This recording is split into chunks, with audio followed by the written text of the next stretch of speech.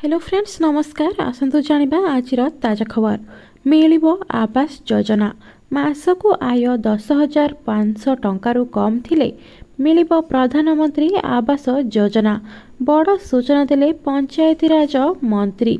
तेबे एणिकी प्रधानमंत्री आवास योजना रे योग्य हिताधिकारी सामिल हेबा सहित अयोग्य माने बाद पड़िबे बोली सूचना देइछंती पंचायतीराज मंत्री।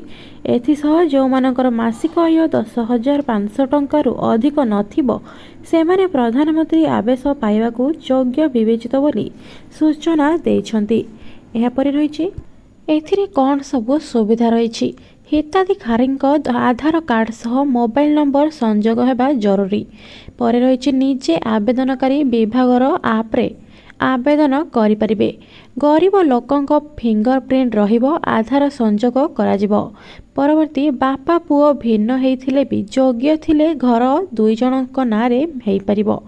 विकलांग और विधवांको मध्य घर दियाजिबो। जदि कौनसी गाँव रे 15 रु 20 परिवारर घर डीह नथिबो सेही भली गाँ को क्लस्टर करा जाई घर दियाजिबो। रास्ता बिजुली पानी सह खेल पड़िया भली आनुषंगिक व्यवस्था जोगाई दियाजिबो। तेबे पूर्वरु तालिका प्रस्तुति समय रे पातर अंतर जोगु अनेक हिताधिकारी बाद पड़िथिले। हेले विगत दिन रे जेउ व्यक्ति हिताधिकारी एही योजनार लाभ पाइबारु वंचित होइछंती सेमानंकु एही योजनार लाभ मिलिबो। एथिपई